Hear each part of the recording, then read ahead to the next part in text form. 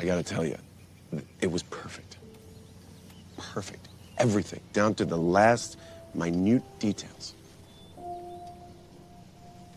Hello, common people. This is a Common Guy Reviews, and I am your lovely host, Pepsi. Art the Clown has struck my heart, becoming one of my favorite killers in slasher movie genre. His non-verbal communication with really expressive black and white face, his way of brutally mauling anyone and anything. Oh Art, you truly are a spectacle worth talking about. Terrifier 2. Of course I had to get this movie to myself and give it a good old watch one rainy and dark Saturday. It is rare that a slasher movie gets a sequel and actually one-ups its game, like everything in this movie was modestly and finally better than in the last one. And speaking about the first movie, let's talk a little about these movies, because I didn't know this when I watched the part 1. But Terrifier is actually an indie movie that has a whopping $35,000 budget. That is a dirt cheap production for what they made, because it was so good. I should have thought something when I saw that many things and some death scenes and stuff were so heavily laced with practical effects. No computer animated stuff, no CGI, pure passion and handcraftsmanship in action, in its goriest glory. I have a newfound respect for this first part of the Terrifier, a big one of that. With that low budget, Terrifier 1 gave them $416,000 earnings in box office. That is pretty neat. Kinda reminds me of the Blair Witch Project in a way. So how did Terrifier 2 fared? Well, Terrifier 2 now had a budget of $215,000, over 7 times that what the first part had. And well, how did it show? Movie had a lot of more actors, a lot of more places to be.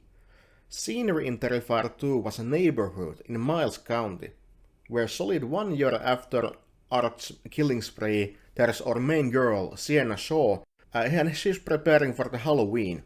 Her father has passed away, leaving behind only a mysterious sketchbook that is currently in possession of her younger brother Jonathan. Apparently he has had some visions about Art coming back to murder people, and oh boy did he live up to those visions.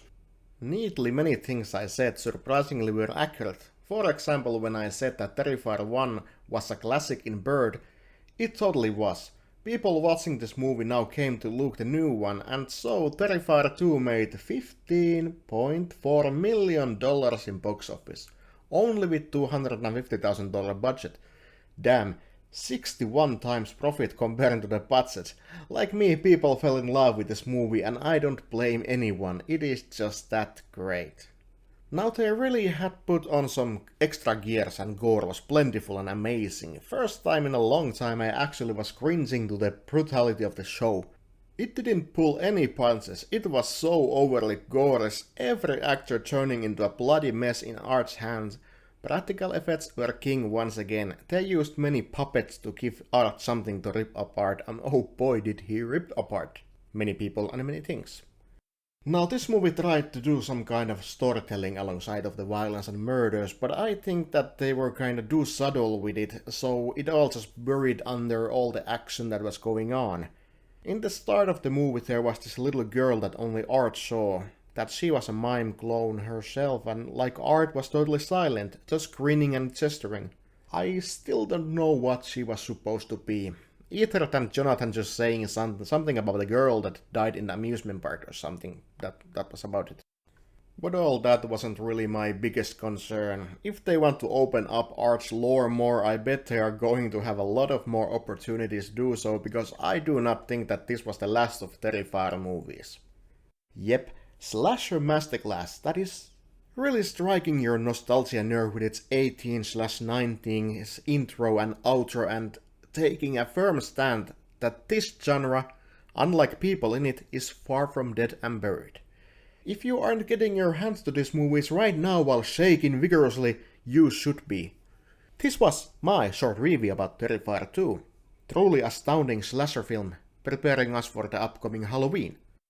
This was Common Guy Reviews, and I am still your lovely host, Pepsi, and I see you all on this common channel in some other common time to watch another common review. Goodbye!